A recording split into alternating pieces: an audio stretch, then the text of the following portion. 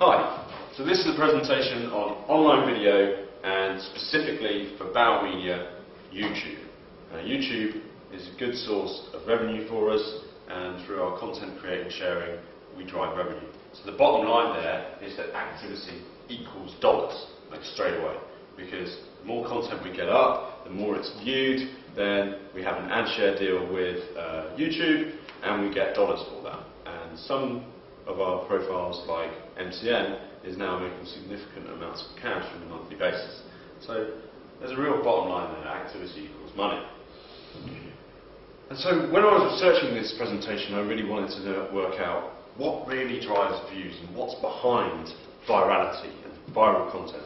So I looked at YouTube's 50 most successful videos. Now this is available on this horrific time URL, but just check out on Google YouTube's 50 most successful videos and check out the time URL, and you'll see things like Charlie Bit My Finger, or The Evolution of Dance, or Will It Blend, and things like that, and they're the top 50.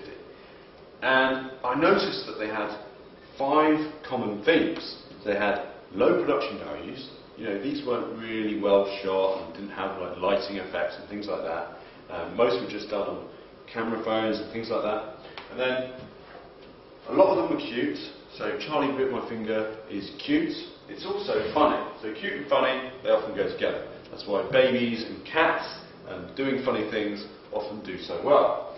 And then I noticed that there was some technology focus. So it's particularly important if you want to target a male audience. If you have a slight technology focus, like Will It Blend destroys an iPad, or Hitler's Downfall, which rages about the new release of Apple products, they are widely shared because they're funny and they appeal to an online community. And additionally, there's this final factor called extraordinary. And I need to go into these two in a little bit more detail to explain them. Now, the first one is production values. And this is Gary Vaynerchuk.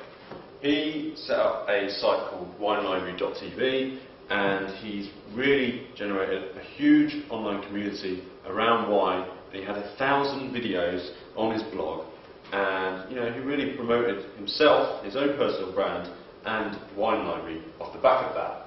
And he says your content has nothing to do with the mic, the camera, the lighting on the set. And it couldn't be truer, because this video, it's all about the content. There's no production values to it at all. I'm just stood here speaking to a camera, and you can still get something valuable out of it. It's an important thing to remember. Don't over-polish your video. Get it up and get it out there. Try lots of different things. Now, it is possible, of course, to produce highly produced videos, but I think it's important to remember that they shouldn't form the overall basis of your strategy. You know, you'll probably only be able to produce one of these videos once a month, but you can do that.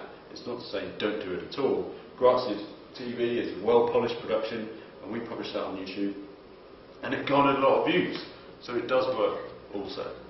Check out Nike Write the Future, probably one of the biggest YouTube sensations of the World Cup, and that was ridiculously highly produced.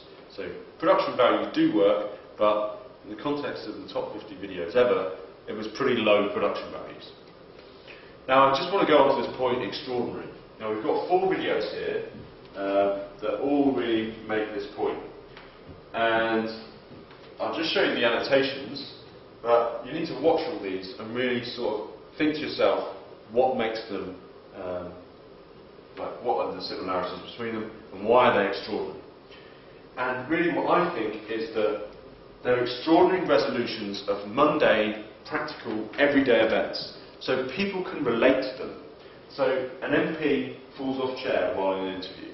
Yeah, it's an everyday occurrence that they see an MP off the news, but everyone likes to see an MP make a tit out of themselves, and it's particularly funny to see someone fall off their chair. And it doesn't happen every day. It's extraordinary. This one, Cat versus Printer, the translation, everyone has problems with their technology. That's a fairly mundane event. A cat is playing with a printer. You know, that's interesting, it's funny, but it comes extraordinary when the cat has a voice of its own and its actions reflect that voice. So extraordinary resolutions of mundane events are really one formula for virality. And what else? Well, this is a video, it's called Onboard 2008 Kawasaki ZX 10R, and it's garnered nearly 320,000 views. And fundamentally, it's just a video of a motorbike racing down a track. And it's designed information for a target niche. So motorbike enthusiasts want to find out about this superbike and know the sensation of riding it. So they're interested in watching this video and how that motorbike works. There's a huge online community of motorbike enthusiasts, and this sort of video really works for them. So you need to think of the desired information for your target niche. Now, strategy. So I'd say with strategy, first and foremost, do lots, produce a lot of video. Try and get as much stuff up there as you can. Motorcycle News has 1,000 videos uploaded, and they're able to test out and try lots of different things. A mixture of highly produced, low volume, and low produced, which is high in volume, is a good way to go, and try lots of different ideas. Now, it's also important to be regular.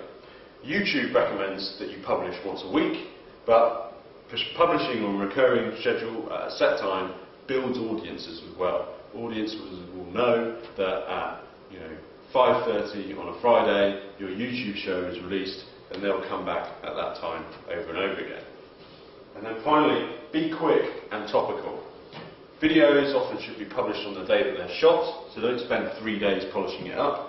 And topicality gives relevance, and it's really good for YouTube search as well, to be one of the first up there. And then let's talk about execution. So, metadata. This is the primary method to be found. So you've got to use keywords and be descriptive in titles, descriptions, in tags, in much the same way you would do in search engine optimization. YouTube is the second largest search engine in the world, so it's really important that you make your titles as contextually relevant for the content as possible.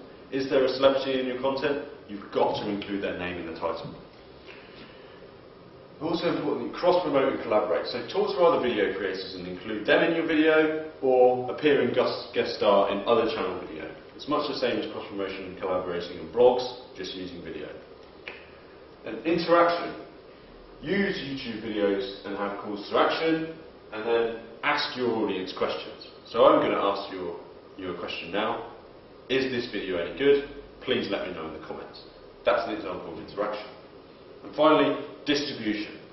Create a list of relevant target blogs where you'd like to distribute your YouTube video, and then formulate a relationship with them and send them videos regularly.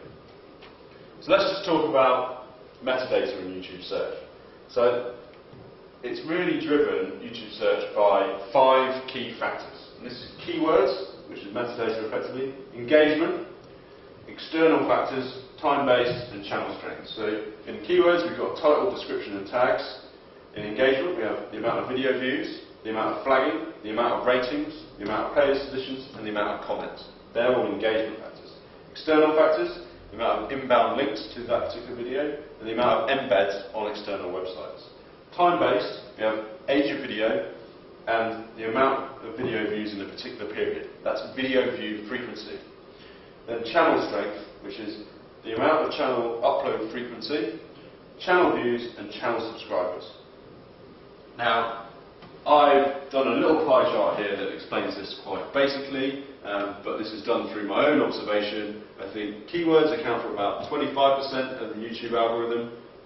Time-based factors account for another 25%, and engagement accounts for a final 25%.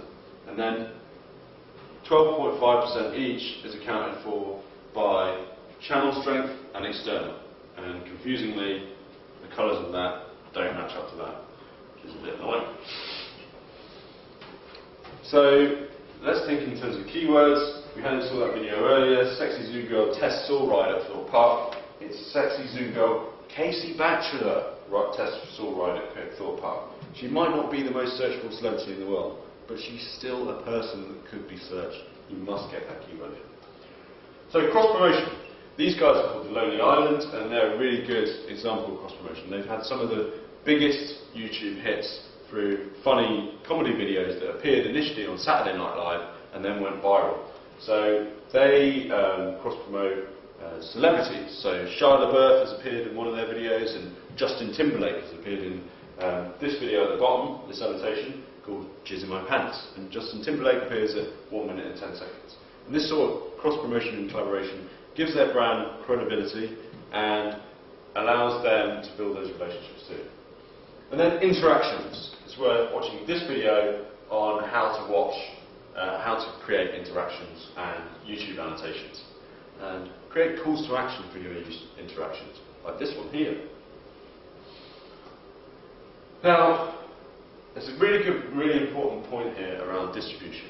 It's one thing that creating great content is obviously really important, but you need to distribute it.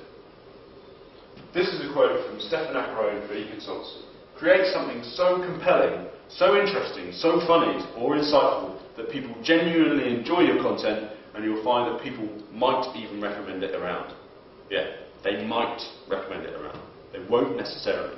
So you've got to have a strategy of getting it recommended around. So I say, if you don't distribute it properly, your content will perform like crap. And then here's a quote from Gary Vaynerchuk of Wine Library TV. I did Wine Library TV for 18 months, every single day, until anybody gave a crap. And there's a really important video of him making that point. Now, finally, I just want to show you a distribution model and various channels that you can distribute your video. So, if we have a line here, at the top we have free stuff, where there's no real guarantee of views, and then we have paid for stuff, where you have more guarantee of views according to your budget. So at the top, the free stuff is really social media placement, so tweeting about that video or putting it onto Facebook, and then email. So if you've got a large email database, get the video on it, get the link to it.